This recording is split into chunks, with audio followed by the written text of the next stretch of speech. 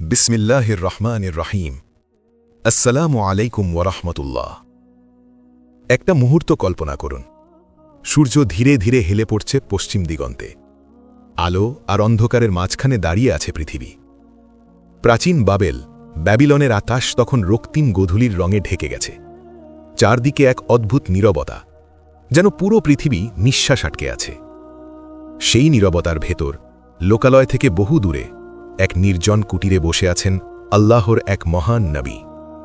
তিনি হযরত ইদ্রিস আলাইহিসসালাম, মানব ইতিহাসের সেই অনন্য পুরুষ যাকে আল্লাহ তাআলা সর্বপ্রথম কলমের মাধ্যমে লেখার জ্ঞান দান করেছিলেন, যিনি ছিলেন প্রথম কাপড় সেলাইকারী মানুষ।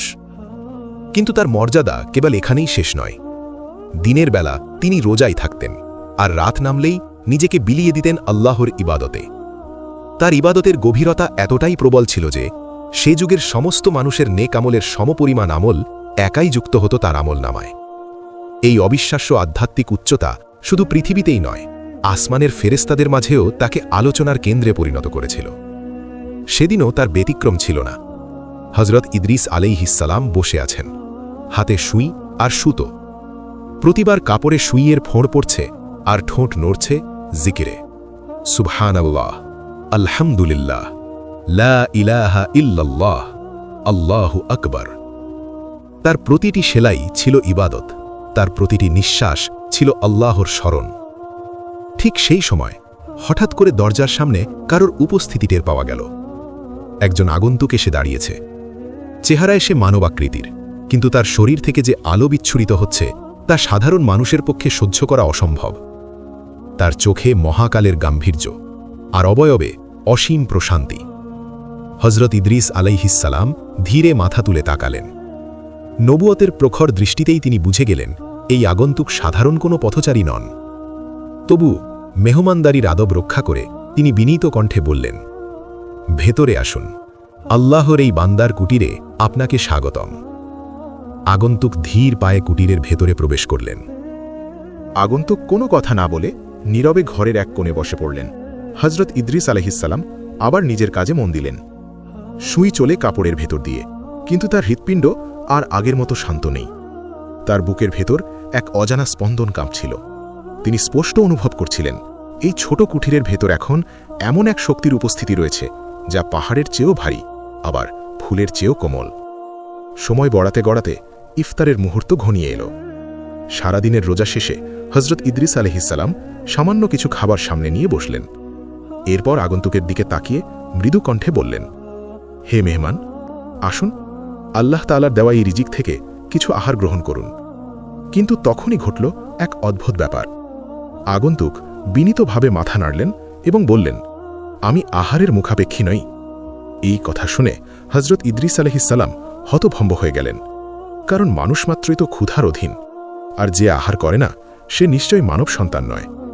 তিনি গভীর মনোযোগে আগন্তুকের দিকে তাকালেন। মোমবাতির মৃদু আলোয় তার চেহারায় এক অপার্থিব আভা খেলছিল। ঠিক তখনই নবীর অন্তরে এক ঝলকের মতো বিদ্যুৎ খেলে গেল। তার কণ্ঠ কেঁপে উঠল। তিনি ধীরে শ্রদ্ধাভরে প্রশ্ন করলেন, হে আগন্তুক, আপনি কি আল্লাহ তাআলার সৃষ্ট কোনো ফেরেশতা? আগন্তুক মৃদু হাসলেন। সেই হাসিতে যেন মহাবিশ্বের সমস্ত রহস্য একসাথে লুকিয়েছিল। তারপর তিনি বললেন, হ্যাঁ ইদ্রিস, আমি আল্লাহ তাআলার এক ফেরেশতা। এই কথা শুনে হযরত ইদ্রিস আলাইহিসসালাম কিছুটা আশ্বস্ত হলেন, কিন্তু তার কৌতূহল একটুও কমল না। তিনি আবার জিজ্ঞেস করলেন, আপনি কি জিব্রাইল নাকি মিকাইল? আগন্তুক ধীরে মাথা নাড়লেন। তারপর আগন্তুক এমন এক গাম্ভীর্যের সাথে নিজের পরিচয় দিলেন যার ভারে নক্ষত্র যেন কেঁপে ওঠে। তিনি বললেন, আমি সেই জন যার নাম শুনলে রাজা বাদশাহদের অন্তরাত্মা কেঁপে ওঠে। আমি সেই জন যে মা ও সন্তানের মাঝে চিরবিচ্ছেদ ঘটায়। আমি সেই জন যে রাজপ্রাসাদকে এক নিমেষে কবরে পরিণত করে। আমি মালাকুল মাউত, আজরাইল। এই কথা শেষ হতেই মুহূর্তের মধ্যে ঘরের বাতাস যেন স্তব্ধ হয়ে গেল, কারণ এ নাম মানেই জীবনের সমাপ্তি। মালাকুল মাউত, মৃত্যুর ফেরেশতা, যার আগমন মানেই রুহের বিদায়। হযরত ইদ্রিস আলাইহিসসালাম নবী, ইবাদতগুজার, আল্লাহর প্রিয় বান্দা হওয়া সত্ত্বেও এই নাম শুনে তার শরীরের প্রতিটি লোমকূপ দাঁড়িয়ে গেল। কিন্তু সেটা ভয়ের কারণে নয়, বরং আল্লাহর সেই অমোঘ বিধানের প্রতি গভীর শ্রদ্ধার কারণে, যার নাম মৃত্যু। হজরত ইদ্রিস আলাইহিসসালাম নিজেকে সামলে নিলেন। তিনি জানতেন এই পৃথিবীতে এমন কোনো প্রাণী নেই যাকে মৃত্যুর স্বাদ গ্রহণ করতে হবে না। ধীর, স্থির, অচঞ্চল কণ্ঠে তিনি জিজ্ঞেস করলেন, হে মালাকুল মাউত, আপনি কি আমার রূহ কবজ করতে এসেছেন? আমার হায়াত কি ফুরিয়ে গেছে? আজরাইল আলাইহিসসালাম তার দিকে তাকালেন স্নেহের দৃষ্টিতে, কারণ ফেরেশতাদের মাঝেও হজরত ইদ্রিস আলাইহিসসালামের প্রতি ভালোবাসা ছিল অগাধ। তিনি বললেন, না হে আল্লাহর নবী, আমি আপনার জান কবজ করতে আসিনি।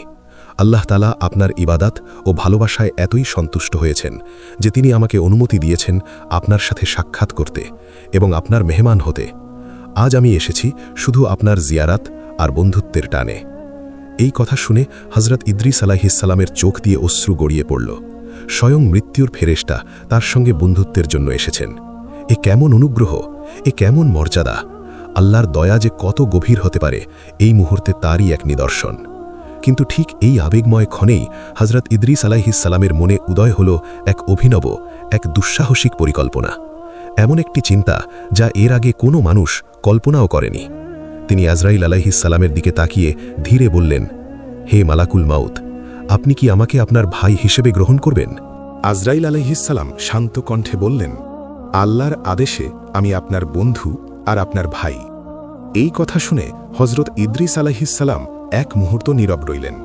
তারপর ধীরে বললেন, ভাই হিসাবে আমার একটি আবদার আছে। তিনি আবার বললেন, আমি জানি এ অনুরোধ সহজ নয়, তবুও আল্লাহর কাছে আমার যে মর্তবা ও নৈকট্য আছে তার উসিলায় আপনি কি আমার একটি ইচ্ছা পূরণ করবেন? আজরাইল আলাইহিসসালাম কৌতূহলী হয়ে প্রশ্ন করলেন, কি সেই ইচ্ছা? হজরত ইদ্রিস আলাইহিসসালাম ধীরে একটি গভীর শ্বাস নিলেন। তার চোখে তখন দৃঢ় সংকল্পের আগুন। তিনি বললেন, আমি চাই আপনি এখনই আমার রূহ কবজ করুন, আমাকে মৃত্যুর স্বাদ আস্বাদন করান। এই কথা শুনে আজরাইল আলাইহিসসালাম বিস্ময়ে স্তব্ধ হয়ে গেলেন, কারণ মানুষ তো সারা জীবন মৃত্যু থেকে পালাতে চায়, আর এখানে এক নবী নিজেই মৃত্যুকে আলিঙ্গন করতে চাইছেন। তিনি বললেন, হে ইদ্রিস, আল্লাহ তাআলার নির্দেশ ছাড়া আমি তো কারো জান কবজ করতে পারি না, আর আপনার হায়াত তো এখনো বাকি আছে, তাহলে আপনি মরতে চান কেন? হজরত ইদ্রিস আলাইহিসসালাম অচঞ্চল কণ্ঠে উত্তর দিলেন, আমি মৃত্যুর স্বাদ আর তার কষ্ট অনুভব করতে চাই। আমি দেখতে চাই যখন রূহ শরীর ছেড়ে যায় তখন সেই যন্ত্রণা কেমন হয়, যাতে করে যদি আল্লাহ আমাকে পুনরায় জীবন দান করেন তাহলে আমি মৃত্যুর ভয়ে নয়, বরং মৃত্যুর বাস্তব অভিজ্ঞতা নিয়ে আল্লাহর ইবাদত আরও বেশি একাগ্রতা, আরও গভীর ভয়ে আদায় করতে পারি। মৃত্যুর কঠোরতা আমার ইবাদতকে আরও বাগিয়ে দেবে। এই কথা শুনে আজরাইল আলাইহিসসালাম চিন্তিত হয়ে পড়লেন, কারণ এটা ছিল আল্লাহর এক প্রিয় বন্ধুর অনুরোধ। তিনি সরাসরি আল্লাহর দরবারে ফরিয়াদ জানালেন, হে পরওয়ারদিগার, আপনার খলিল ইদ্রিস আমার কাছে মৃত্যুর স্বাদ গ্রহণের আবদার করছেন, আমি এখন কি করব?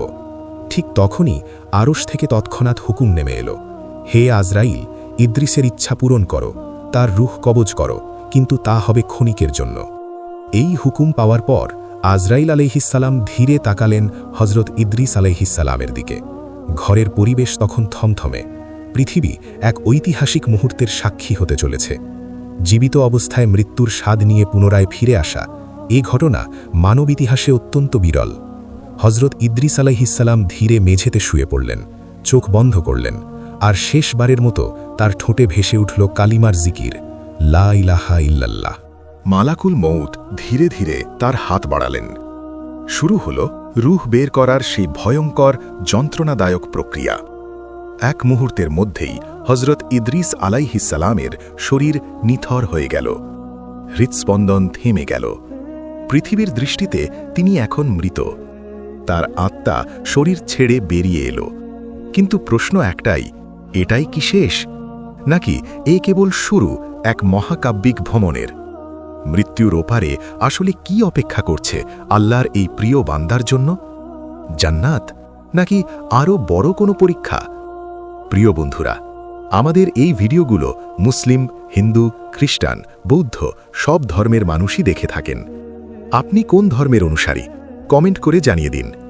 আর আপনি যদি মুসলিম হয়ে থাকেন ভিডিওটিতে একটি লাইক দিন এবং সওয়াবের নিয়তে শেয়ার করে দিন। এখনও যারা আমাদের চ্যানেল সাবস্ক্রাইব করেননি, চ্যানেলটি সাবস্ক্রাইব করে আমাদের সাথেই থাকুন। ফিরে আসি সেই কুঠিরে। নির্জন ঘরটিতে তখন পিনপতন নীরবতা। বাইরের পৃথিবীতে সন্ধ্যা গড়িয়ে রাত নেমে এসেছে। ঝিঝি পোকার ডাক ভেসে আসছে দূর থেকে। কিন্তু ঘরের ভেতরের দৃশ্য যে কাউকে স্তব্ধ করে দেবার মতো। মাটির মেঝেতে নিথর হয়ে পড়ে আছে আল্লাহর নবী হজরত ইদ্রিস আলাইহিস সালামের দেহ মুবারক। তার বুক আর উঠানামা করছে না, চোখের পলক নড়ছে না, শরীরের উষ্ণতা ধীরে ধীরে মিলিয়ে যাচ্ছে। পাশেই বিষণ্ণ বদনে দাঁড়িয়ে আছেন মালাকুল মৌত আজরাইল আলাইহিস সালাম। তার হাতে ধরা এক জ্যোতির্ময় রূহ, যা কিছুক্ষণ আগেও এই মাটির দেহকে প্রাণবন্ত করে রেখেছিল। এক মুহূর্তের জন্য মনে হল মহাবিশ্বের সময় যেন থমকে গেছে। এক নবী যিনি স্বেচ্ছায় মৃত্যুর স্বাদ গ্রহণ করেছেন, আজ তার রূহ শরীর থেকে বিচ্ছিন্ন। আজরাইল আলাইহিস সালাম মহান আল্লাহর নির্দেশের অপেক্ষায় রইলেন, কারণ এই মৃত্যু চিরস্থায়ী বিদায়ের জন্য নয়, এটি ছিল এক মহান পরীক্ষার অংশ। কিছুক্ষণ পর আরশে আজিম থেকে মহান রব্বুল আলামিনের নির্দেশ ভেসে এলো, হে আজরাইল, আমার বান্দা ইদ্রিসের রূহ তার দেহে ফিরিয়ে দাও। সে যে উদ্দেশ্য নিয়ে মৃত্যুর স্বাদ গ্রহণ করতে চেয়েছিল তা পূর্ণ হয়েছে। আল্লাহর নির্দেশ পাওয়া মাত্রই আজরাইল আলাইহিস সালাম অত্যন্ত সযত্নে সেই পবিত্র রূহকে হজরত ইদ্রিস আলাইহিস সালামের দেহে পুনঃস্থাপন করলেন। রূহ দেহে প্রবেশ করার মুহূর্তটি ছিল এক তীব্র অসহনীয় অভিজ্ঞতার মতো। নিথর দেহটি হঠাৎ কেঁপে উঠল। হজরত ইদ্রিস আলাইহিস সালাম প্রচণ্ড এক ঝাঁকুনি দিয়ে উঠে বসলেন। মনে হল যেন কেউ তাকে এক গভীর অন্ধকার গহ্বর থেকে হঠাৎ টেনে তুলে এনেছে ঝলমলে আলোতে। তার সর্বশরীর ঘামে ভিজে একাকার। বুকের ভেতর হৃৎপিণ্ডটি যেন হাতুড়ির মতো আছড়ে পড়ছে। শ্বাসপ্রশ্বাস দ্রুত, ভারী, অস্থির। তিনি দু হাতে নিজের মুখমণ্ডল স্পর্শ করলেন, যেন নিজেকেই বিশ্বাস করাতে চাইছেন তিনি সত্যিই আবার জীবিত। তার চোখের দৃষ্টিতে ছিল এক ভয়াবহ আতঙ্কের ছায়া। সে আতঙ্ক কেবল তারাই বোঝে যারা মৃত্যুর ওপারে একবার উকি দিয়ে এসেছে। আজরাইল আলাইহিস সালাম পরম মমতায় তার পিঠে হাত রাখলেন, ব্যথিত কণ্ঠে জিজ্ঞেস করলেন, হে আমার ভাই ইদ্রিস, আপনি কেমন অনুভব করলেন? মৃত্যুর স্বাদ কেমন ছিল? হজরত ইদ্রিস আলাইহিস সালাম কিছুক্ষণ কথা বলতে পারলেন না। তার কণ্ঠস্বর রুদ্ধ হয়ে আসছিল। শ্বাস সামলে কিছুটা ধাতস্থ হয়ে তিনি ভাঙা গলায় বললেন, হে মালাকুল মৌত, সেই অভিজ্ঞতা বর্ণনা করার ভাষা মানুষের নেই।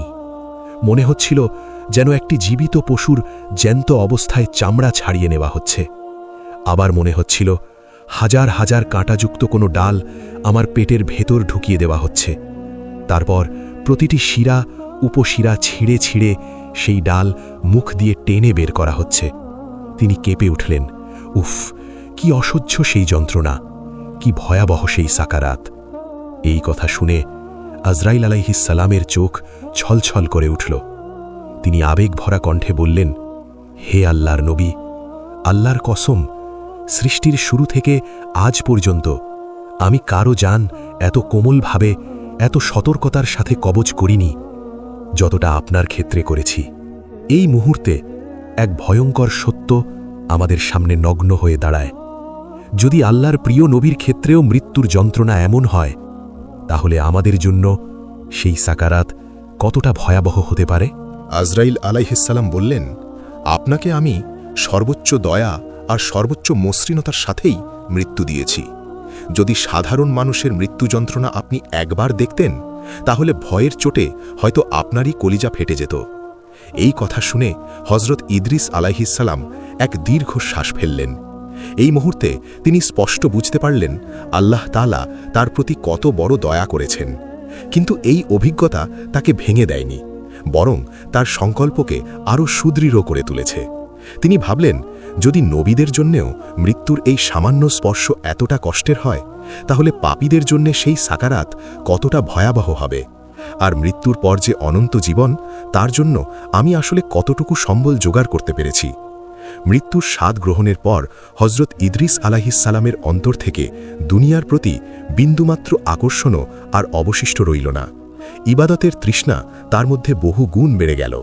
কিন্তু তার পরিকল্পনা এখনও শেষ হয়নি।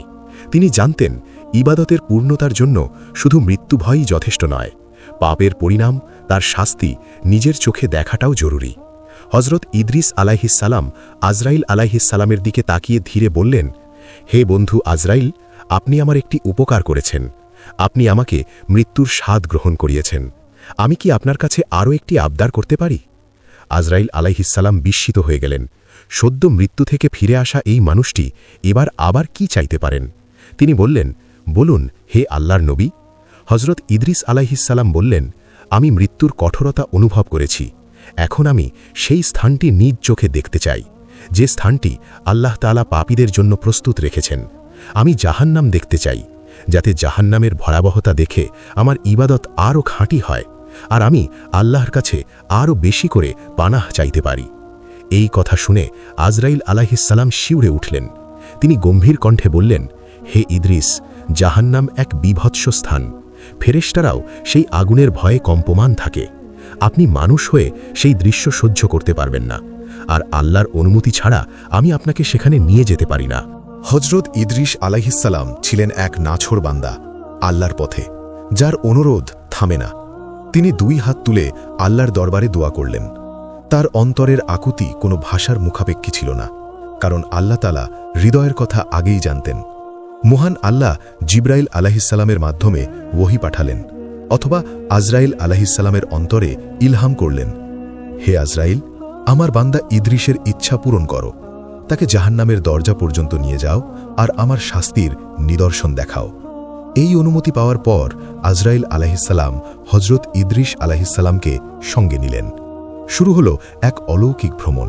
তারা ছেড়ে গেলেন পৃথিবীর সীমানা, পেরিয়ে গেলেন ঊর্ধ্বজগৎ আর অধোজগতের রহস্যময় পথ। যতই তারা গন্তব্যের দিকে এগোচ্ছিলেন, ততই বাতাসের উষ্ণতা অস্বাভাবিকভাবে বাড়তে লাগল। একসময় তারা এমন এক স্থানে পৌঁছলেন যেখানে অন্ধকারও ভয়ে কুঁকড়ে থাকে।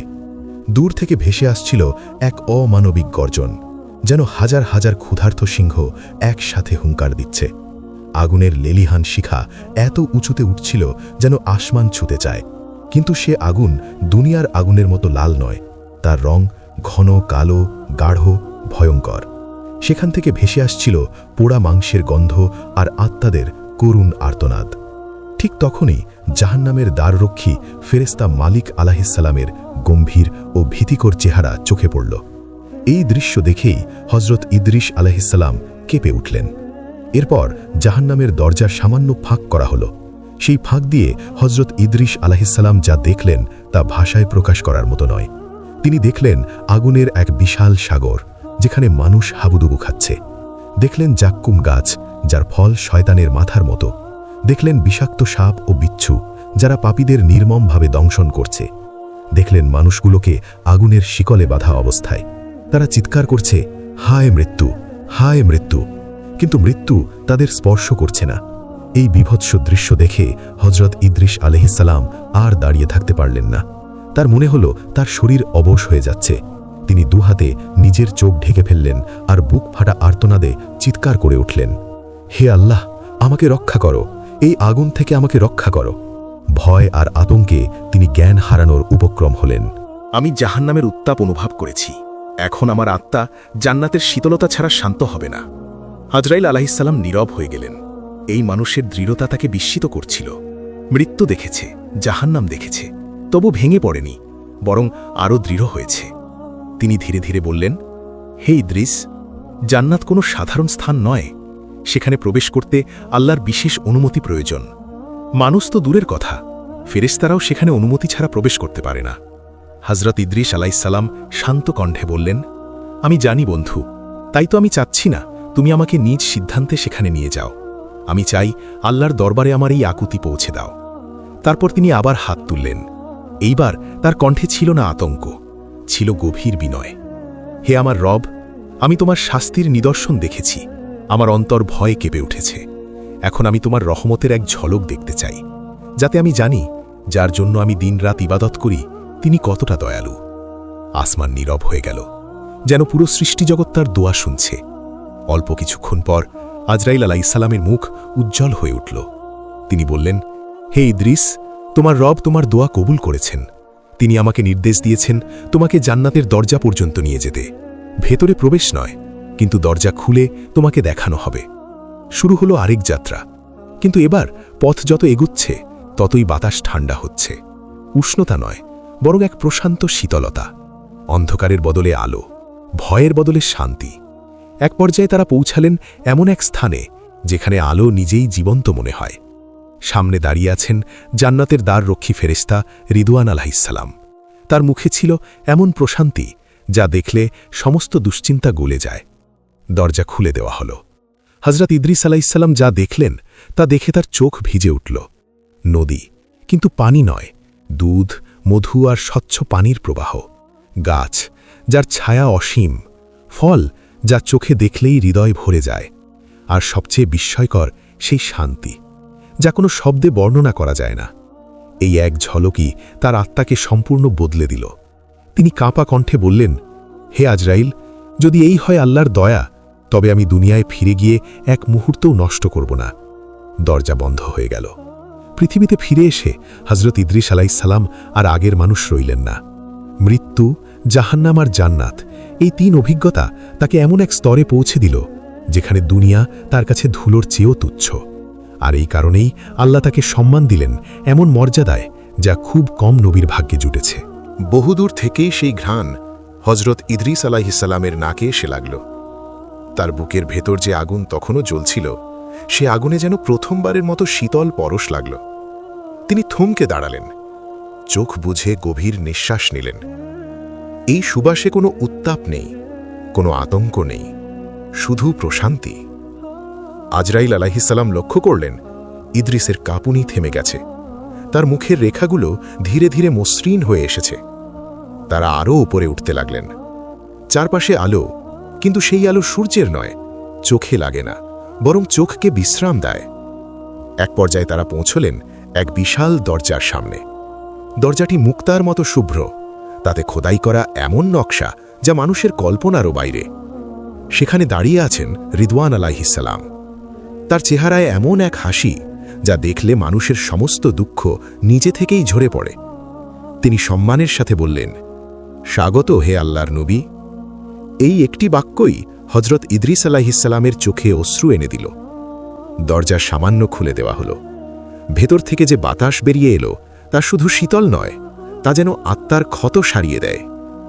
হযরত ইদ্রিস আলাইহিসসালাম দেখলেন অসীম সবুজ নদী, যেগুলো শব্দ করে না কিন্তু হৃদয়ে ভরে দেয়। দূরে দূরে প্রাসাদ, স্বচ্ছ, উজ্জ্বল, যেন আলো দিয়ে তৈরি। আর সবচেয়ে আশ্চর্য সেই নীরবতা, এমন নীরবতা যেখানে কোনো শূন্যতা নেই। তিনি আর নিজেকে সামলাতে পারলেন না।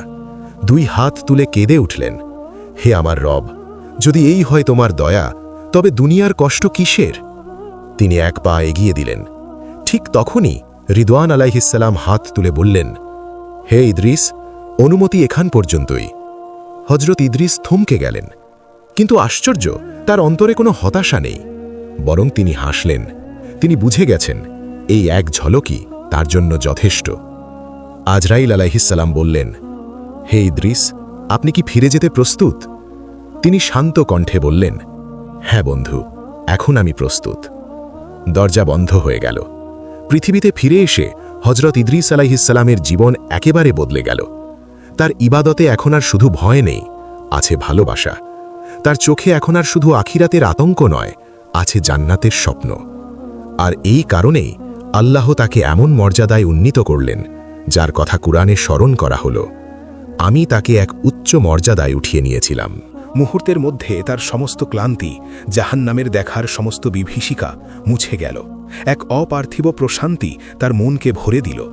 তারা অবশেষে পৌঁছলেন জান্নাতের প্রধান ফটকের সামনে। আহা, কি মহিমান্বিত দৃশ্য!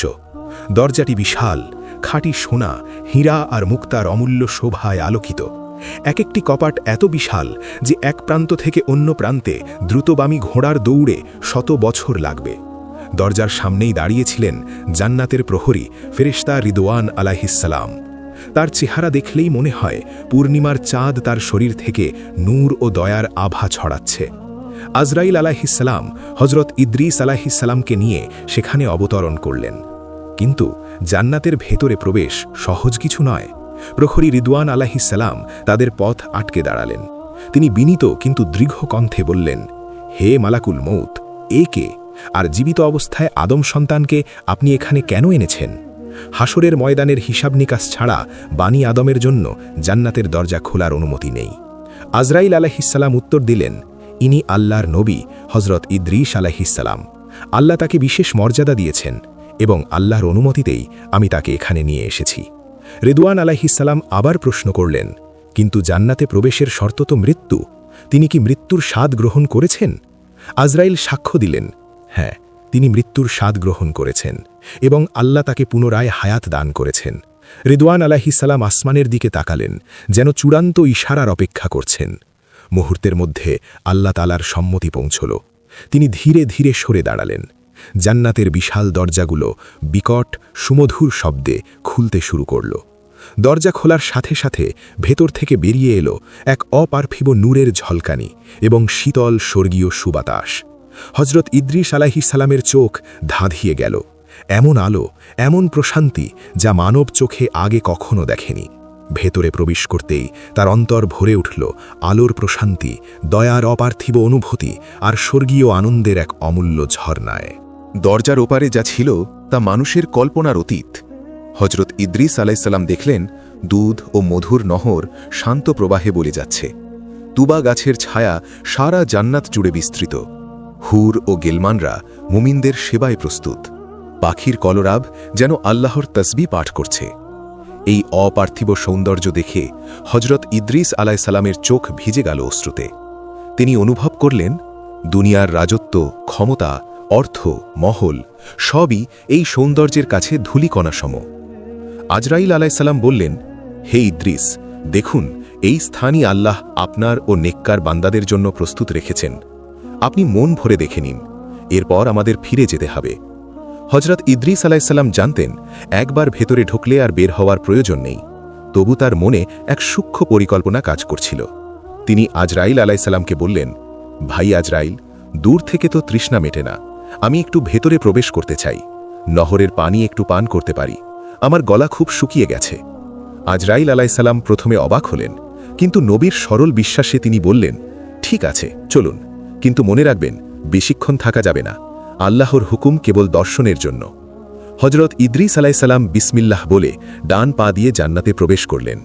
এই সেই ঐতিহাসিক মুহূর্ত, এক মানুষ সশরীরে জীবিত অবস্থায় জান্নাতে প্রবেশ করলেন। জান্নাতের মাটিতে পা রাখার সঙ্গে সঙ্গে তিনি এক অদ্ভুত শিহরণ অনুভব করলেন। মনে হল তার অস্তিত্বের প্রতিটি কণা চিৎকার করছে, এই তো আমার আসল বাড়ি, আমি ফিরে এসেছি। তিনি ঝর্ণার পানিতে হাত দিয়ে পানি পান করলেন, জান্নাতের ফল হাতে নিলেন, কিন্তু তিনি জানতেন এখনও আসল খেলা বাকি। জান্নাতে প্রবেশ করলেন, কিন্তু এখানে স্থায়ী হওয়ার জন্য তাকে লাগবে এক অকাট্য এবং অলৌকিক যুক্তি, যা আজরাইল আলাইসাল্লামকেও হতবাক করে দেবে। হজরত ইদ্রিস আলাইসাল্লাম ধীরে ধীরে হাঁটতে লাগলেন, মননশীলভাবে প্রস্তুতি নিচ্ছিলেন সেই চূড়ান্ত মুহূর্তের জন্য, যখন আজরাইল আলাইসাল্লাম তাকে ফিরে যাওয়ার আহ্বান জানাবেন। জান্নাতের পবিত্র মাটিতে পা ফেলার পর হজরত ইদ্রিস আলাইসাল্লাম যেন এক নতুন জীবন লাভ করলেন। মুহূর্তের মধ্যে তার শরীর থেকে দুনিয়াবী সকল ক্লান্তি, জরা, বার্ধক্যের ছাপ মুছে গেল।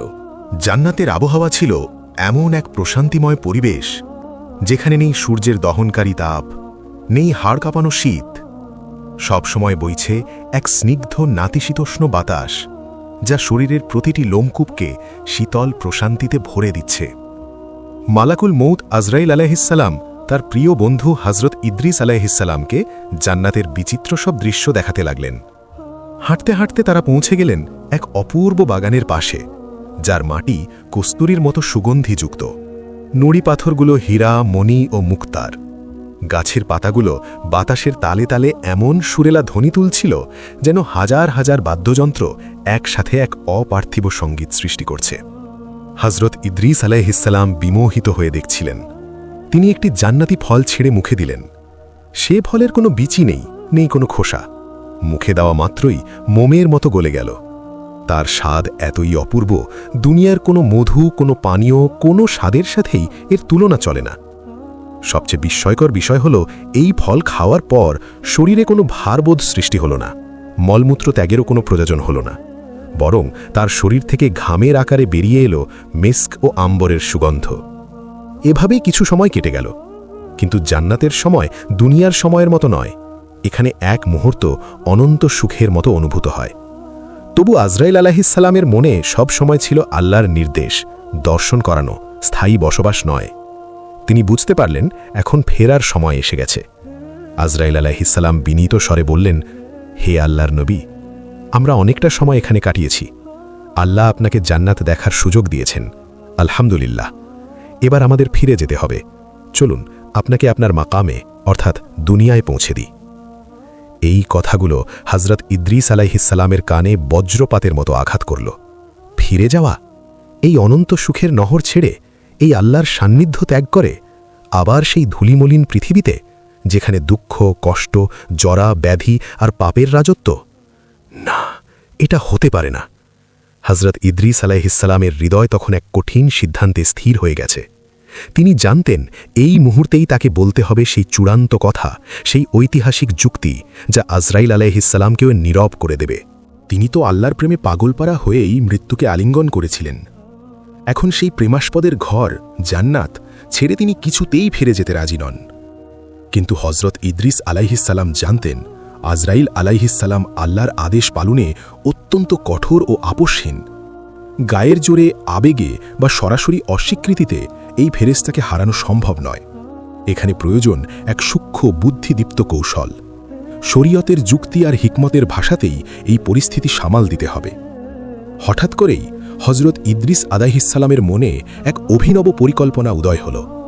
তারা তখন দাঁড়িয়েছিলেন জান্নাতের বিশাল তুবা গাছের নিচে, যে গাছের ছায়া এত বিস্তৃত যে একজন অশ্বারোহী টানা ১০০ বছর দৌড়ালেও তার ছায়ার শেষ প্রান্তে পৌঁছাতে পারবে না। সেই মুহূর্তে অত্যন্ত নিঃশব্দে, অত্যন্ত গোপনে হযরত ইদ্রিস আলাইহিসসালাম নিজের পায়ের পাদুকা জোড়া তুবা গাছের গোড়ায় রেখে দিলেন। তারপর সম্পূর্ণ স্বাভাবিক ভঙ্গিতে আজরাইল আলাইহিসসালামের দিকে তাকিয়ে বললেন, হ্যাঁ বন্ধু, আপনি ঠিকই বলেছেন। আল্লাহর হুকুম মান্য করা আমাদের জন্য ফরজ। চলুন আমরা বেরিয়ে যাই। আজরাইল আলাইহিসসালাম নিশ্চিন্ত হলেন। তিনি ভাবলেন নবী বুঝে গেছেন, মেনে নিয়েছেন।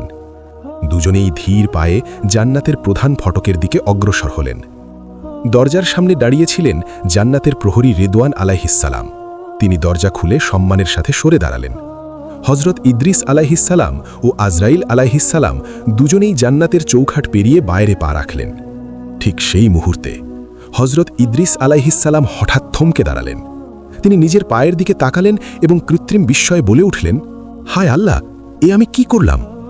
আজরাইল আলাইহিসসালাম উৎকণ্ঠিত হয়ে জিজ্ঞাসা করলেন, কি হয়েছে হে ইদ্রিস, কোনো সমস্যা? হযরত ইদ্রিস আলাইহিসসালাম অভিনয়পূর্ণ দুশ্চিন্তায় উত্তর দিলেন, আমার পাদুকা জোড়া, আমি তো আমার জুতো ভেতরে ফেলে এসেছি, সম্ভবত সেই তুবা গাছের নিচেই, যেখানে আমরা একটু বিশ্রাম নিয়েছিলাম। তিনি এক মুহূর্ত থেমে গভীর স্বরে বললেন, জুতো ছাড়া আমি কিভাবে আবার দুনিয়ায় ফিরে যাব বন্ধু? এই সামান্য প্রশ্নের আড়ালেই লুকিয়েছিল ইতিহাস বদলে দেওয়া এক ভয়ঙ্কর হিকমত। আজরাইল আলাইহিসসালাম সরলভাবে বললেন, এ আর কি সমস্যা, আপনি এখানে দাঁড়ান, আমি গিয়ে এনে দিই। কিন্তু হযরত ইদ্রিস আলাইহিসসালাম দ্রুত বাধা দিয়ে বললেন, না না, তা হয় না।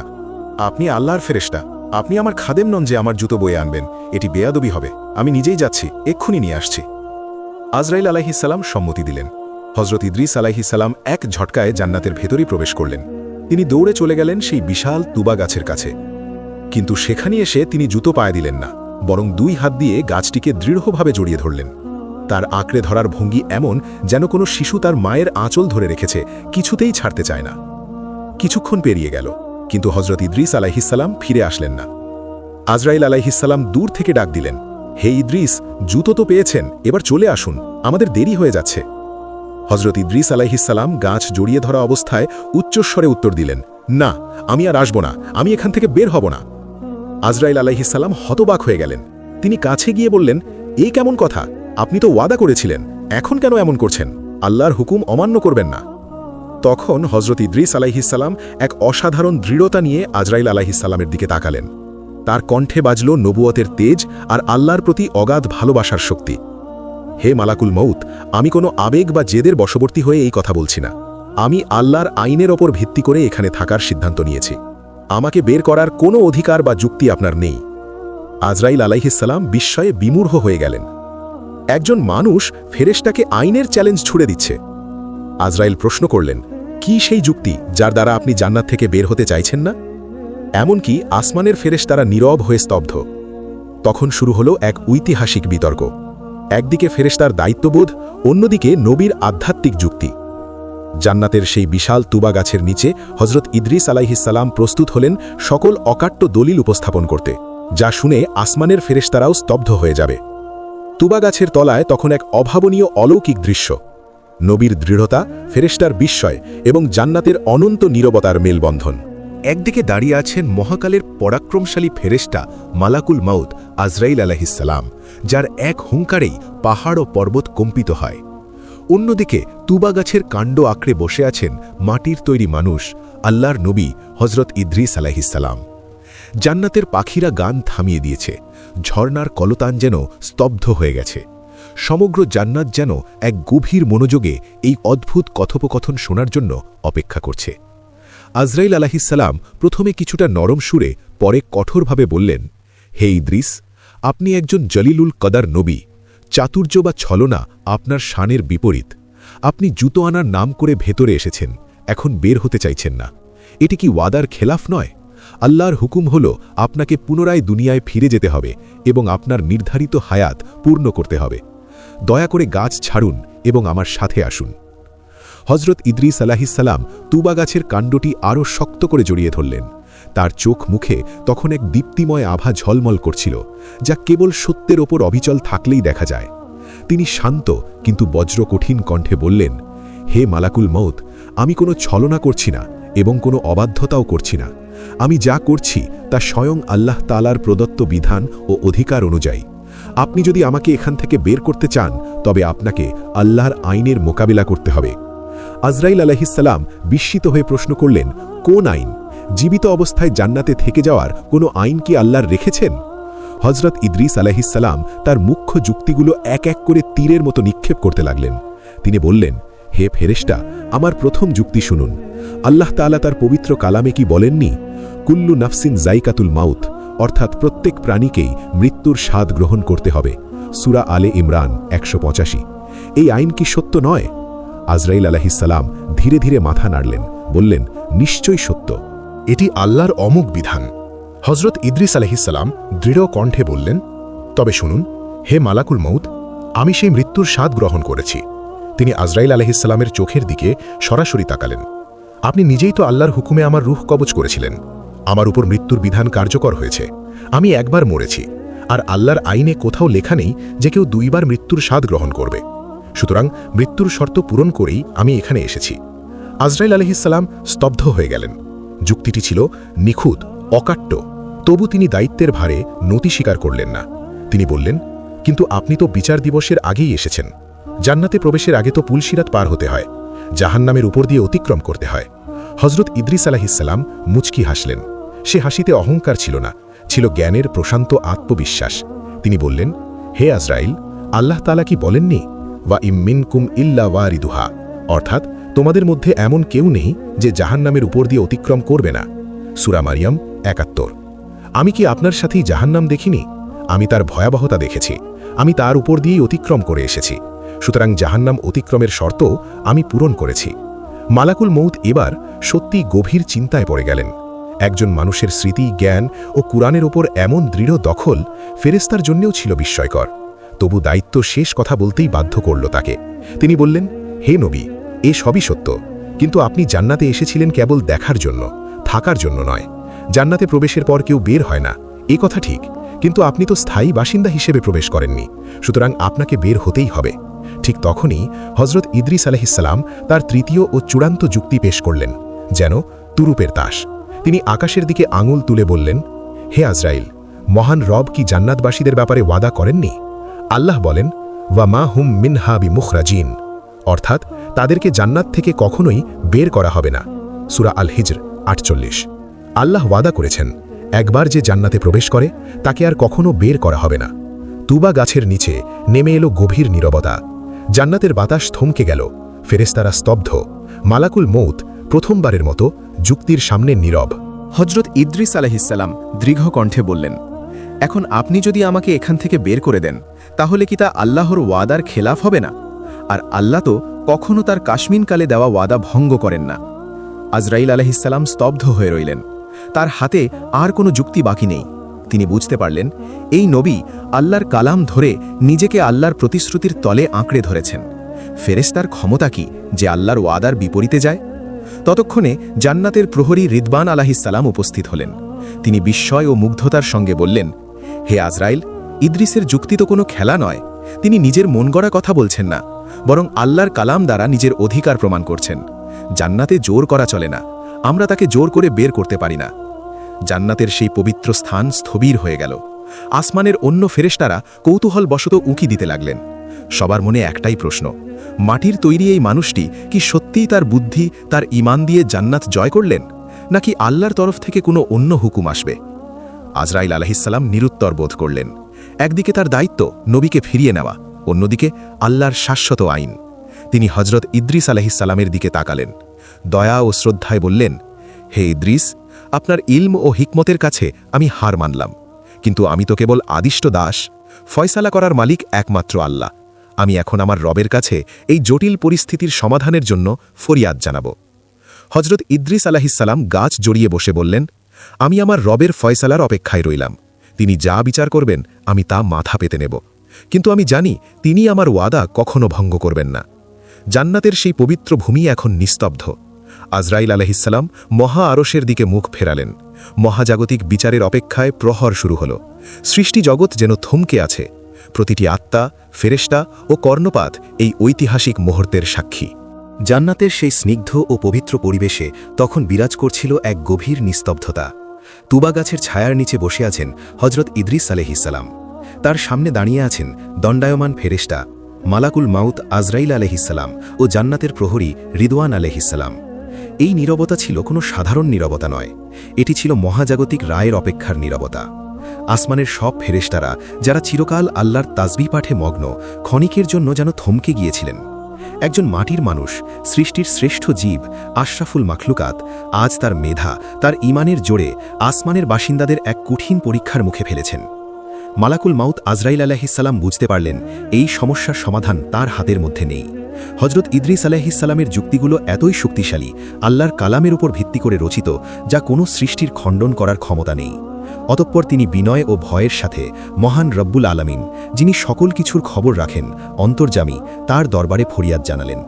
আজরাইল আলাইহিসসালাম আরজ করলেন, হে মহাবিশ্বের মালিক, হে দয়াময় ও ন্যায় বিচারক আল্লাহ, আপনি আমাকে নির্দেশ দিয়েছিলেন আপনার প্রিয় বান্দা ইদ্রিসকে জান্নাত ও জাহান্নাম দেখিয়ে আবার দুনিয়ায় ফিরিয়ে আনার জন্য। আমি আপনার হুকুম পালন করেছি, কিন্তু এখন যখন আমি তাকে ফিরিয়ে নিতে চাইছি, সে জান্নাত থেকে বের হতে অস্বীকৃতি জানাচ্ছে। আল্লাহ সুবহানাহু ওয়া তাআলা প্রশ্ন করলেন, হে আজরাইল, আমার বান্দা ইদ্রিস কেন বের হতে চাইছে না? সে কি আমার হুকুম অমান্য করে বিদ্রোহ করছে? আজরাইল আলাইহিসসালাম বিনয় ভরে উত্তর দিলেন, না হে মাবুদ, সে বিদ্রোহ করছে না, বরং সে আপনারই নাজিলকৃত বিধান ও ওয়াদার দোহাই দিচ্ছে। তিনি 3টি অকাট্য যুক্তি পেশ করেছেন, যার উত্তর আমার জানা নেই। জান্নাতের সেই পবিত্র স্থান স্থবির হয়ে গেছে। সকল ফেরিশতার চোখ এখন হজরত ইদ্রিস আলাইহিসসালামের দিকে। প্রত্যেকে বিস্ময় ও কৌতূহলের মধ্যে অপেক্ষা করছে, এই নবী কি সত্যিই আল্লাহর আইন ধরে তার যুক্তি দিয়ে জান্নাত জয় করে ফেলেছেন? সে বলছে সে মৃত্যুর স্বাদ গ্রহণ করেছে, সে জাহান্নাম অতিক্রম করেছে, এবং আপনার ওয়াদা অনুযায়ী জান্নাতে প্রবেশকারীদের আর কেউ বের করা হয় না। হঠাৎ আরশে আজিম থেকে নেমে এলো মহামূল্যবান ফায়সালা, এক ফায়সালা যা জ্ঞান, প্রেম এবং দয়ার এক অপূর্ব সংমিশ্রণ। আল্লাহ তাআলা ফেরিশতাদের উদ্দেশ্য করে বললেন, হে আমার ফেরিশতারা, তোমরা সাক্ষী থেকো। আমার বান্দা ইদ্রিস কোনো ছলনার আশ্রয় নেয়নি, বরং সে আমার কালামের উপর পূর্ণ আস্থা রেখেছে। সে যা বলেছে তা সত্য। সে আমার ওয়াদার উপর ভরসা করে আমার জান্নাতকে আঁকড়ে ধরেছে। আল্লাহ তাআলা আজরাইল আলাইহিসসালামকে সম্বোধন করে বললেন, হে আজরাইল, ইদ্রিস ঠিকই বলেছে। প্রথমত, সে মৃত্যুর স্বাদ গ্রহণ করেছে, সুতরাং তার উপর মৃত্যুর হক আদায় হয়ে গেছে। দ্বিতীয়ত, সে জাহান্নাম দেখেছে এবং তার উপর দিয়ে অতিক্রম করেছে, সুতরাং পুলসিরাত বা জাহান্নামের শর্ত সে পূরণ করেছে। তৃতীয়ত, সে জান্নাতে প্রবেশ করেছে। আর আমার শাশ্বত আইন হল, একবার আমার রহমতের ছায়ায় জান্নাতে প্রবেশ করলে আমি তাকে আর অপমানিত করে বের করব না। আল্লাহর এই ঘোষণা শোনার সঙ্গে সঙ্গে আসমানের ফেরেশতারা একসাথে বলে উঠলেন, সুবহানাল্লাহ। আল্লাহ আরও বললেন, ইদ্রিসকে তার মাকামে থাকতে দাও। সে দুনিয়ার মোহ ত্যাগ করে শুধুই আমার সান্নিধ্য চেয়েছে। আমি তাকে চিরস্থায়ীভাবে আমার কাছে স্থান দিলাম। সে আমার মেহমান নয়, এখন থেকে সে জান্নাতের স্থায়ী বাসিন্দা। এই ঐশ্বরিক ফাইসালা যখন জান্নাতে পৌঁছাল, সেখানে এমন এক আনন্দঘন পরিবেশ সৃষ্টি হল যা আসমান ও ফেরেশতাদের হৃদয়ে পর্যন্ত অনুপ্রাণিত করল। আজরাইল আলাইহিসসালামের চেহারা উজ্জ্বল হয়ে উঠল। চোখে ধরা পড়ল আনন্দ ও প্রশান্তির এক অনন্য ছায়া। আল্লাহর হুকুম পেয়ে মালাকুল মাউত আজরাইল আলাইহিসসালাম ধীরে ধীরে হজরত ইদ্রিস আলাইহিসসালামের দিকে এগিয়ে গেলেন। তার মুখে তখন এক প্রশান্ত বিজয়ের হাসি। কিন্তু সে বিজয় তার নিজের নয়, সে বিজয় তার প্রিয় বন্ধু ইদ্রিসের। কোমল অথচ সম্মান ভরা কণ্ঠে তিনি বললেন, হে আল্লাহর নবী, আপনি তুবা গাছ ছেড়ে দিতে পারেন। আপনাকে আর ধরে থাকতে হবে না। আল্লাহ তাআলা আপনার যুক্তি কবুল করেছেন। তিনি আপনাকে বিজয়ী ঘোষণা করেছেন। মোবারক হোক হে ইদ্রিস, মোবারক হোক। আপনি মৃত্যুঞ্জয়ী হয়ে চিরকালের জন্য জান্নাতবাসী হয়ে গেলেন। এই সুসংবাদ শোনা মাত্র হজরত ইদ্রিস আলাইহিসসালাম 2 হাতে মুখ ঢেকে কান্নায় ভেঙে পড়লেন। কিন্তু এ কান্না দুঃখের নয়, এ কান্না কৃতজ্ঞতার। এ কান্না এমন এক বান্দার যার ঈমান আল্লাহ সত্য প্রমাণ করেছেন। তিনি মুহূর্তেই সিজদায় লুটিয়ে পড়লেন। তার কণ্ঠ ভেঙে বেরিয়ে এলো, আলহামদুলিল্লাহ, আলহামদুলিল্লাহ। হে আমার রব, আপনি আমাকে লাঞ্ছিত করেননি, আপনি আমার বিশ্বাসকে ব্যর্থ করেননি, আপনি আমার আশাকে সত্য করে তুলেছেন। চারদিক থেকে জান্নাতের হুর, গেলমান আর ফেরেশতারা এগিয়ে এলো। নূরের সম্ভাষণে তারা আল্লাহর এই প্রিয় বান্দাকে অভিবাদন জানাতে লাগল। হজরত ইদ্রিস আলাইহিসসালাম ধীরে ধীরে উঠে দাঁড়ালেন। তার মানবীয় দেহ আর মাটির মতো নয়, তা এখন নূরের মতো ঝলমল করছে। দুনিয়ার টান শেষ, সময়, ক্লান্তি, জরা সব কিছুর অধ্যায় বন্ধ। তিনি এখন আসমানি জগতের স্থায়ী বাসিন্দা। আজরাইল আলাইহিসসালাম বিদায়ের সুরে বললেন, হে ভাই, আমার দায়িত্ব এখানেই শেষ। আমি দুনিয়ায় ফিরে যাচ্ছি, কিন্তু আপনার সাথে কাটানো এই অদ্ভুত ও সুন্দর মুহূর্ত আমি কেয়ামত পর্যন্ত ভুলব না। আজ আপনি প্রমাণ করলেন মানুষ সত্যিই আশরাফুল মাখলুকাত, আর ইলম ও ঈমানের শক্তিতে সে ফেরেশতাদেরও স্তব্ধ করে দিতে পারে। বিদায়ের ক্ষণে হজরত ইদ্রিস আলাইহিসসালাম মালাকুল মৌতের দিকে তাকালেন। যে মৃত্যুকে মানুষ ভয় পায়, সেই মৃত্যুই আজ তার জন্য অনন্ত জীবনের চাবিকাঠি হয়ে দাঁড়াল।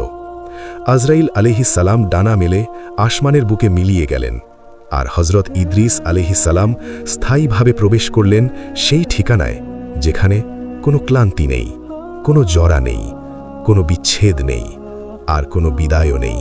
কিন্তু গল্প এখানেই শেষ নয়। হজরত ইদ্রিস আলাইহিসসালামের জান্নাতে অবস্থান কেবল তার ব্যক্তিগত অর্জনের মধ্যেই সীমাবদ্ধ থাকেনি। তার স্থায়ী উপস্থিতি পরবর্তী নবীদের জন্য, বিশেষ করে আমাদের প্রিয় নবী হজরত মুহাম্মদ সাল্লাল্লাহু আলাইহি ওয়াসাল্লামের মেরাজের রাতের এক অনন্য সাক্ষাতের মূল ভিত্তি হয়ে রইল। চতুর্থ আসমানে সেই মহামিলনের অপেক্ষায় হজরত ইদ্রিস আলাইহিসসালাম ধীরে ধীরে দিন অতিবাহিত করতে লাগলেন। তার বর্তমান অবস্থা রহস্যময়, কিন্তু সেই রহস্যে ভরা অবস্থায় তার হৃদয় পূর্ণ শান্তি ও প্রভুর প্রেমে মাতোয়ারা। আল্লাহর চূড়ান্ত ফায়সালার পর হজরত ইদ্রিস আলাইহিসসালাম জান্নাতের স্থায়ী বাসিন্দা হয়ে গেলেন। দুনিয়ার মাটির দেহ নিয়ে জান্নাতে বসবাস, এই বিরল সম্মান একমাত্র তাঁরই ভাগ্য ছিল। পরবর্তীতে শুধু হজরত ঈসা আলাইহিসসালামও একমাত্র জীবিত অবস্থায় আসমানে প্রবেশ করেছিলেন, কিন্তু হজরত ইদ্রিস আলাইহিসসালামের অবস্থান ছিল সম্পূর্ণ ভিন্ন, কারণ তিনি মৃত্যুর স্বাদ গ্রহণ করেই জান্নাতে প্রবেশ করেছিলেন। জান্নাতের জীবন এক অনন্ত বিস্ময়। সেখানে সূর্য ওঠে না, অস্ত যায় না, বরং আরশে আজিমির নূরে সব কিছু আলোকিত। প্রতিটি মুহূর্ত, প্রতিটি নীরব শ্বাস যেন হৃদয়কে ভরে দেয় এক অপার্থিব প্রশান্তিতে। হজরত ইদ্রিস আলাইহিসসালাম জান্নাতের নহরগুলোর পাড়ে হেঁটে বেড়াতেন। তার প্রতিটি শ্বাস প্রশ্বাস পরিণত হতো তসবিহ ও জিকিরে। ফেরেশতাদের সঙ্গে আল্লাহর মহিমা ও কায়েম আল্লাহর নামের আলোচনায় মগ্ন থাকতেন। যেমন দুনিয়াতে তিনি সেলাইয়ের কাজের ফাঁকে ফাঁকে জিকির করতেন, জান্নাতে তার প্রতিটি শ্বাস প্রশ্বাসই জিকিরে পরিণত হল।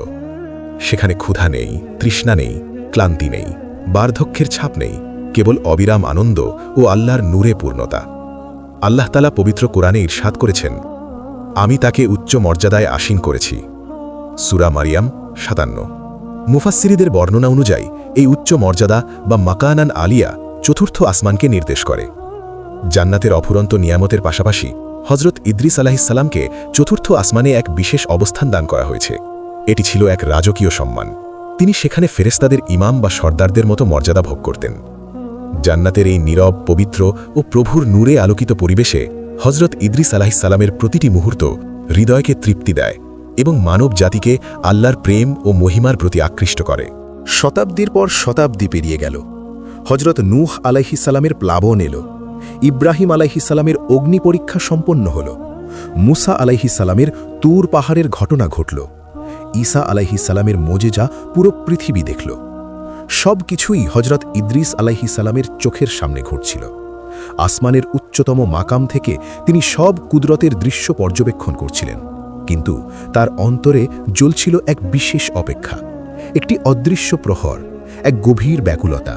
তিনি জানতেন নবীদের সর্দার, সাইয়্যিদুল মুরসালিন, শেষ নবী হজরত মুহাম্মদ সাল্লাল্লাহু আলাইহি ওয়াসাল্লাম একদিন এই পথ পাড়ি দিয়ে তার রবের সঙ্গে সাক্ষাৎ করবেন। সেই মহামানবকে এক নজর দেখার জন্য হজরত ইদ্রিস আলাইহিসসালাম সব শক্তি ও অন্তরের মনোনিবেশ দিয়ে প্রস্তুতি নিয়েছিলেন।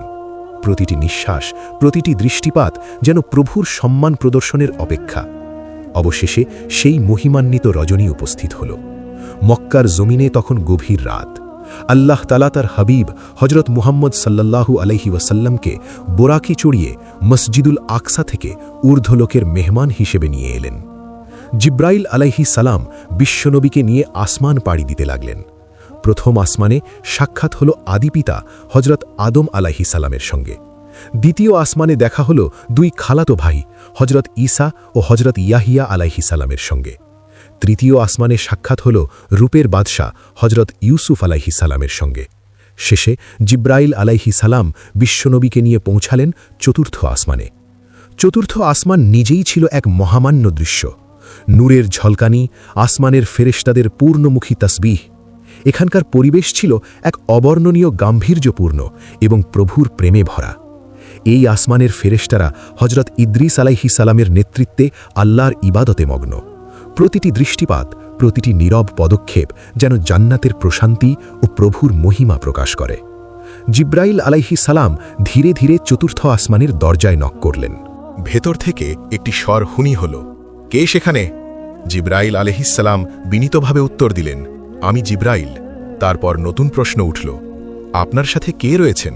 জিব্রাইল আলাইহিসসালাম গর্ব ও মাহাত্ম্যের সাথে বললেন, আমার সাথে রয়েছেন মুহাম্মদ সাল্লাল্লাহু আলাইহি ওয়াসাল্লাম। অন্য একজন প্রশ্ন করলেন, তার আগমনের অনুমতি হয়েছে কি? জিব্রাইল আলাইহিসসালাম দৃঢ়ভাবে বললেন, হ্যাঁ, তাকে ডেকে পাঠানো হয়েছে। সাথে সাথে চতুর্থ আসমানের দরজা খোলার সাথে সাথে এক অলৌকিক ঝলকানি ভেসে এলো। হজরত মুহাম্মদ সাল্লাল্লাহু আলাইহি ওয়াসাল্লাম ধীরে ধীরে প্রবেশ করলেন। তার সামনে দাঁড়িয়েছিলেন এক জ্যোতির্ময় পুরুষ, চেহারায় গাম্ভীর্য, চোখে গভীর প্রজ্ঞা এবং অবয়বে নবুয়তের আভা। তিনি আর কেউ নন, মৃত্যুঞ্জয়ী নবী হজরত ইদ্রিস আলাইহিসসালাম। হজরত ইদ্রিস আলাইহিসসালাম যখন বিশ্বনবীকে দেখলেন, তার দীর্ঘদিনের অপেক্ষার প্রহর শেষ হল। তিনি এগিয়ে এলেন, পরম মমতায় বিশ্বনবীকে আলিঙ্গন করলেন। কিন্তু তিনি কোনো পিতা বা সন্তানের মতো সম্বোধন করলেন না, বরং এক অদ্ভুত সম্মানসূচক এবং বন্ধুত্বপূর্ণ সম্বোধন করলেন। হাদিস শরীফে বর্ণিত হয়েছে, হজরত ইদ্রিস আলাইহিসসালাম বললেন, মারহাবান বিল আখিস সালেহ ওয়ান নবিয়্যিস সালেহ, অর্থাৎ স্বাগতম হে পূর্ণবান ভাই, স্বাগতম হে পূর্ণবান নবী। হজরত মুহাম্মদ সাল্লাল্লাহু আলাইহি ওয়াসাল্লাম জিব্রাইল আলাইহিসসালামকে জিজ্ঞেস করলেন, হে জিব্রাইল, ইনি কে? জিব্রাইল আলাইহিসসালাম বিনীতভাবে বললেন, ইনি হজরত ইদ্রিস আলাইহিসসালাম, আপনি তাকে সালাম দিন। রাসূলুল্লাহ সাল্লাল্লাহু আলাইহি ওয়াসাল্লাম তাকে সালাম দিলেন এবং হজরত ইদ্রিস আলাইহিসসালাম বিনয় ও আধ্যাত্মিক গর্বের সঙ্গে উত্তর দিলেন। এই সাক্ষাৎ ছিল এক অসাধারণ আবেগময় মুহূর্ত। হজরত ইদ্রিস আলাইহিসসালাম যদিও বংশ পরম্পরায় রাসূলুল্লাহ সাল্লাল্লাহু আলাইহি ওয়াসাল্লামের পূর্বপুরুষ ছিলেন, তবুও তিনি তাকে ভাই বলে সম্বোধন করলেন, এক আধ্যাত্মিক বিনয়, সমমর্যাদা এবং হৃদয়ের বন্ধনে। তিনি জানতেন এই আগন্তক নবী মর্যাদায় তার চেয়ে অনেক উঁচুতে। তবুও আল্লাহ তাকে যে উচ্চ মাকাম দিয়েছেন, তার জন্য তিনি অন্তরে শুকরিয়া আদায় করলেন। চতুর্থ আসমানের উচ্চ মাকামে বসে হজরত ইদ্রিস আলাইহিসসালাম মহাকালের স্রোত বয়ে যেতে দেখছেন। পৃথিবীর বুকে একের পর এক সভ্যতা গড়ে উঠেছে, আবার ধুলায় মিলিয়ে গেছে। ফেরাউনের দম্ভ, নমরুদের আগুন, শত শত স্বৈরাচারের পতন সবই তার চোখের সামনে অতিক্রম করছে। তিনি দেখেছেন আল্লাহর প্রিয় বান্দাদের চোখের পানি, শহীদদের রক্ত এবং শেষ জামানার উম্মতের ঈমানী পরীক্ষা। এই সমস্ত ইতিহাস, কষ্ট, বিজয় সবই তার অন্তরে প্রতিফলিত হচ্ছে, কিন্তু তার হৃদয়ে স্থির বিশ্বাস আল্লাহর হিকমত সর্বদা শ্রেষ্ঠ। হজরত ইদ্রিস আলাইহিস সালাম চতুর্থ আসমানের সেই নূরের কাফেলে দাঁড়িয়ে হজরত মুহাম্মদ সাল্লাল্লাহু আলাইহি ওয়াসাল্লামের জন্য দোয়া করলেন। তিনি প্রার্থনা করলেন উম্মতের কল্যাণের জন্য, ঈমানের দৃঢ়তার জন্য, যেন তারা জাহান্নামের ভয় থেকে নিরাপদ থাকে, জান্নাতের চাওয়া পায়। মুহূর্তের জন্য মনে হল তিনি যেন এক প্রহরের জন্য আসমানের সব আলোকে আত্মস্থ করছেন। হয়তো তিনি মনে মনে ভাবছিলেন, আমি মৃত্যু ও জাহান্নাম দেখেছি, আর আমার এই ভাই বিশ্বনবী জাহান্নাম ও জান্নাত উভয়ের মালিকের সাথে সাক্ষাৎ করতে যাচ্ছেন। তার শান কত উঁচুতে, তার মর্যাদা কত মহান। এই মেরাজের রাতে চতুর্থ আসমানে দুই নবীর মিলন হয়ে উঠল এক ঐতিহাসিক দৃশ্য। হজরত ইদ্রিস আলাইহিস সালাম তার পূর্ব অর্জন জান্নাত ও উচ্চ মর্যাদা যেন পূর্ণতা পেল এই সাক্ষাতের মাধ্যমে। বিশ্বনবী বিদায় নিয়ে পরবর্তী আসমানের দিকে রওনা হলেন, যেখানে তার জন্য অপেক্ষা করছিলেন হজরত হারুন, মুসা ও ইব্রাহিম আলাইহিস সালাম। হজরত ইদ্রিস আলাইহিস সালাম চতুর্থ আসমানে দাঁড়িয়ে সেই নূরের কাফেলের দিকে তাকিয়ে রইলেন। তার চোখে ছিল তৃপ্তির অশ্রু, তার হৃদয়ে শান্তির স্রোত। কিন্তু পাছক, হজরত ইদ্রিস আলাইহিস সালামের গল্প এখানেই শেষ নয়। কিয়ামতের দিন যখন সিংহায় ফুৎ দেওয়া হবে, আসমান ও জমিন ধ্বংস হয়ে যাবে, তখন কি তিনি আবারও মৃত্যুবরণ করবেন, নাকি আল্লাহ তার জন্য বিশেষ ব্যবস্থা রেখেছেন? এই মহাপ্রলয়ের দিনে তার অবস্থা কেমন হবে? এই রহস্যময় অধ্যায়ের উত্তরই আমাদের গল্পের চূড়ান্ত পরিণতি। হজরত ইদ্রিস আলাইহিস সালাম চতুর্থ আসমানের উঁচু মাকামে বসে মহাকালের স্রোত, সৃষ্টির উত্থান পতন এবং শেষ দিনের মহাজাগতিক ঘটনাবলী অবলোকন করছেন, এক অনন্ত প্রশান্তি, এক অনন্ত জ্ঞান, এক অনন্ত ঈমানের সঙ্গে। নিশ্চয়ই আপনি ঠিক ধরেছেন। আমরা হজরত ইদ্রিস আলাইহিস সালামের কিয়ামতের মহাপ্রলয়ের সময় অবস্থা নিয়ে বিস্তারিত আধ্যাত্মিকভাবে সাজাতে পারি। আপনার পাঠ্য অনুযায়ী এটি এমনভাবে উপস্থাপন করা যায়, যখন আল্লাহর হুকুমে হজরত ইসরাফিল আলাইহিস সালাম প্রথম সিংগায় ফু দিলেন, মহাবিশ্বের সমস্ত সৃষ্টি কেঁপে উঠল। পৃথিবী চূর্ণ বিচূর্ণ হল, সমুদ্র ফুটে উঠল, পাহাড় উড়ে গেল, আসমানের নক্ষত্রগুলো ঝরে গেল, সূর্য তার আলো হারালো, চাঁদ দ্বিখণ্ডিত হল। সমস্ত জীবিত এবং অজীবিত প্রাণীর জন্য এটি ছিল এক অনিবার্য মহাপ্রলয়। কিন্তু হজরত ইদ্রিস আলাইহিস সালাম, যিনি আগেই মৃত্যুর স্বাদ গ্রহণ করেছেন এবং জান্নাতের স্থায়ী বাসিন্দা, তার অবস্থার ব্যতিক্রম। তিনি চতুর্থ আসমানের উচ্চ মাকামে জান্নাতের নূরে আল্লাহর নিকটবর্তী স্থানে অবস্থিত। মহাপ্রলয় বা সিংগার ফুঁ তাকে স্পর্শ করতে পারে না, কারণ জান্নাত হল দারুল খালুদ, অনন্ত জীবনের স্থান, যেখানে মৃত্যু প্রবেশ করতে পারে না। সৃষ্টির অন্যান্য জীবের মতো তিনি মৃত্যুবরণ করলেন না, ধ্বংসের হাত তাকে ছুঁয়েছে না। তিনি শান্ত, অটল এবং আল্লাহর অনন্ত নূরের ভেতরে স্থিত। তার চারপাশে জান্নাতের হুর গেলমান এবং আল্লাহর আরশ বহনকারী ফেরেশতার এক অভূতপূর্ব পরিবেশ বিরাজ করছে। তারা সবাই অনন্ত নূরের আবরণে মোড়া, মহাপ্রলয়ের মধ্যেও এক অচঞ্চল প্রশান্তি বজায় রেখেছে। হজরত ইদ্রিস আলাইহিস সালাম সেই মুহূর্তে একেবারে সচেতন এবং অবলোকনরত। তিনি দেখলেন কিভাবে পৃথিবী ধ্বংসের মুখোমুখি হচ্ছে, মানুষের সভ্যতা বিলীন হচ্ছে, শহীদদের রক্ত, পাপীদের বিচার এবং আল্লাহর সৃষ্টির চূড়ান্ত ন্যায় সবই তার চোখের সামনে বিস্তার লাভ করছে। কিন্তু তার অন্তর শান্ত, কারণ তিনি জানেন মহাপ্রলয়েও তিনি আল্লাহর রহমত এবং অনন্ত জীবনের নিরাপদ ঘরে আছেন। এভাবে হজরত ইদ্রিস আলাইহিস সালাম কিয়ামতের সেই মহাপ্রলয়কে দর্শন করলেন, সৃষ্টি ও ধ্বংসের চূড়ান্ত ঘটনার সাক্ষী হলেন। কিন্তু মৃত্যুর ভয়, ক্ষয়, ক্লান্তি কিছুই তাকে স্পর্শ করতে পারল না। তিনি অনন্তকাল ধরে জান্নাতের নূরে স্থির থাকলেন, আল্লাহর নূরের সাথে মিলিত, এবং মহাপ্রলয়ের মধ্যেও অপরিবর্তনীয় প্রশান্তি লাভ করলেন। যখন মহাবিশ্বের সমস্ত সৃষ্টি ধ্বংসের তাণ্ডবে কেঁপে উঠল, পাহাড় উড়ে গেল, সমুদ্র ফুটে উঠল, নক্ষত্র ঝরে পড়ল, তখন হজরত ইদ্রিস আলাইহিস সালাম আল্লাহর বিশেষ রহমতের চাদরে আবৃত হয়ে নিরাপদে স্থির ছিলেন। তিনি দেখলেন কিভাবে মহান আল্লাহ তার কুদরতে জগৎকে ধীরে ধীরে গুটিয়ে নিচ্ছেন, যেন কোনো লেখা কাগজ ধীরে ধীরে ভাঁজ হয়ে গুচ্ছের মধ্যে রাখা হচ্ছে। দীর্ঘ সময় অতিবাহিত হল। এরপর এলো দ্বিতীয় সিংগার ফুঁ, যখন হজরত ইসরাফিল আলাইহিস সালাম দ্বিতীয়বার সিংগায় ফুঁ দেবেন। এই মুহূর্তে কবর থেকে, সমুদ্রের তলদেশ থেকে, বাতাসের অণু থেকে মানুষ ও জিন জাতি পুনরায় জীবিত হয়ে উঠবে। শুরু হবে হাসর বা মহাসমাবেশ। হজরত ইদ্রিস আলাইহিস সালাম জান্নাতি পোশাক পরিহিত অবস্থায় পূর্ণ মর্যাদায় হাসরের ময়দানে উপস্থিত হবেন। সেখানে সাধারণ মানুষ আতঙ্কিত, সূর্য মাথার ঠিক ওপরে, ঘামে হাবুবুবু খাবে পাপীরা। কিন্তু হজরত ইদ্রিস আলাইহিস সালামের অন্তরে কোনো ভয় নেই, কারণ তিনি আগেই আল্লাহর পরীক্ষায় উত্তীর্ণ। কোরআনেই আল্লাহ তাআলা নির্দেশ দিয়েছেন, সেদিন তারা কোনো বড় ভীতিতে আতঙ্কিত হবে না এবং ফেরেশতারা তাদেরকে অভ্যর্থনা জানাবে। সূরা আম্বিয়া 103। হাসরের ময়দানে হজরত ইদ্রিস আলাইহিসসালাম দাঁড়াবেন অন্যান্য নবীদের কাতারে। হজরত আদম আলাইহিসসালাম, হজরত নূহ আলাইহিসসালাম, হজরত ইব্রাহিম আলাইহিসসালাম সকলের সাথে তিনি পুনর্মিলন করবেন। বিশেষ করে তিনি দেখবেন আমাদের প্রিয় নবী হজরত মোহাম্মদ সাল্লাল্লাহু আলাইহি ওয়াসাল্লামকে, যিনি মাকামে মাহমুদে দাঁড়িয়ে সমস্ত সৃষ্টির জন্য শাফাআত করছেন। চূড়ান্ত বিচার ও জান্নাতে প্রত্যাবর্তন শেষে যখন জান্নাত ও জাহান্নামের ফয়সালা চূড়ান্ত হবে, হজরত ইদ্রিস আলাইহিসসালাম এক বিশেষ আনন্দ অনুভব করবেন। তিনি দেখবেন তার কৌশল, তার ঈমান ও ইবাদতের ফলে যে জান্নাত তিনি আগেই অধিকার করেছিলেন সেটি কোটি কোটি মুমিনের জন্য পূর্ণ হচ্ছে। তিনি হয়তো দেখবেন পুলসিরাতের গোড়ায় দাঁড়িয়ে কত মুমিন উম্মতে মোহাম্মদীকে পার হচ্ছে, যারা দুনিয়াতে আল্লাহকে ভয় করেছিল তাদের বিদ্যুৎ বেগে পার হতে দেখে তিনি আল্লাহকে প্রশংসা করবেন।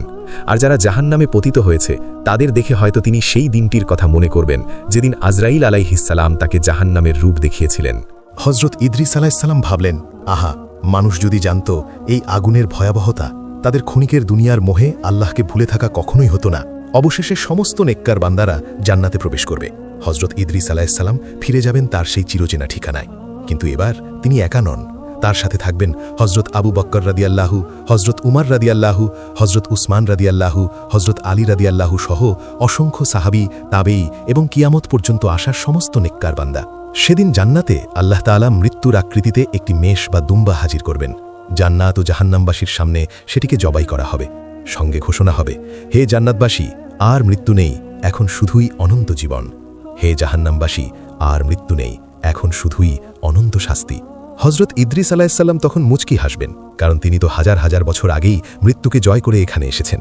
তার সেই জুতো ফেলে আসার কৌশল, সেই তুবা গাছ জড়িয়ে ধরা দৃশ্য সবই জান্নাতের মজলিসে এক মধুর স্মৃতিচারণ হিসেবে আলোচিত হবে। এই উপসংহার আমাদের জন্য গভীর শিক্ষা। 1. জ্ঞানের মর্যাদা। হজরত ইদ্রিস আলাইহিসসালাম কেবল আবেগের বশে নয়, বরং জ্ঞান ও যুক্তির মাধ্যমে আল্লাহর নৈকট্য লাভ করেছিলেন। ইসলামী ইলম বা জ্ঞানের মর্যাদা কত উঁচুতে হতে পারে এ ঘটনা তা প্রমাণ করে। 2. মৃত্যুর প্রস্তুতি। মৃত্যু কেবল শারীরিক জীবনের সমাপ্তি নয়, বরং এটি এক অনন্ত যাত্রার দরজা। হজরত ইদ্রিস আলাইহিসসালামের কাহিনী আমাদের শেখায়, যদি আমরা জ্ঞান, ঈমান ও ইবাদতের মাধ্যমে প্রস্তুত থাকি, তাহলে মৃত্যু কোনো ভয় নয়, বরং অনন্ত জীবনের সোপান। 3. মৃত্যুর স্মরণ। হজরত ইদ্রিস আলাইহিসসালাম ইচ্ছা করেছিলেন মৃত্যুর স্বাদ আগে গ্রহণ করতে, যাতে তার ইবাদতে মনোযোগ আরও গভীর হয়, যাতে দুনিয়ার মোহ তার অন্তরকে আচ্ছন্ন করতে না পারে। এটাই আমাদের জন্য বড় শিক্ষা। আমাদেরও উচিত প্রতিদিন মৃত্যুকে স্মরণ করা, কারণ যে ব্যক্তি মৃত্যুকে মনে রাখে সে পাপ থেকে দূরে থাকে আর আখিরাতের জন্য প্রস্তুত হয়। 4. আল্লাহর রহমতের উপর অটল ভরসা। হজরত ইদ্রিস আলাইহিসসালাম আল্লাহর ওয়াদার উপর এমন দৃঢ় বিশ্বাস রেখেছিলেন যে সেই বিশ্বাসই তাকে জান্নাতে স্থায়ী করে দিল। তিনি জানতেন আল্লাহ কখনো তার ওয়াদা ভঙ্গ করেন না। তাই মুমিনের কাজ কখনো আল্লাহর রহমত থেকে নিরাশ হওয়া নয়। হতাশা ঈমানের ভাষা নয়। আশা, ভরসা আর দোয়াই একজন মুমিনের শক্তি। 5. বুদ্ধিমত্তা ও ঈমান। ঈমান মানে বোকা হওয়া নয়। ঈমান মানে চোখ বন্ধ করে চলা নয়, বরং আল্লাহর সন্তুষ্টি অর্জনের পথে বুদ্ধিমত্তা, প্রজ্ঞা ও হিকমতের সাথে অগ্রসর হওয়া। এটাই নবীদের সুন্নাত।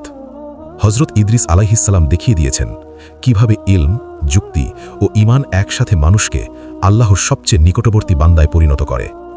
আজ হাজার হাজার বছর পরেও যখন কোনো মুমিন বান্দা আকাশের দিকে তাকায়, সে জানে এই নীল আসমানের ওপারে চতুর্থ আসমানের কোনো এক উচ্চ মাকামে আল্লাহর এক প্রিয় বন্ধু এখনও অবস্থান করছেন। তিনি আমাদের জন্য দোয়া করছেন। তিনি অপেক্ষা করছেন সেই দিনের, যেদিন আমরা নেক আমল নিয়ে তার সাথে সেই অনন্ত সুখের বাগানে মিলিত হব। হে আল্লাহ, আমাদেরকে হজরত ইদ্রিস আলাইহিসসালামের মতো দৃঢ় ঈমান, তীক্ষ্ণ বুদ্ধিমত্তা এবং আপনার প্রতি অগাধ ভালোবাসা দান করুন। আমাদের শেষ পরিণতি জান্নাতুল ফেরদৌস নসিব করুন, যেখানে নবীদের সাথে আমাদের আবার সাক্ষাৎ হবে। আমিন।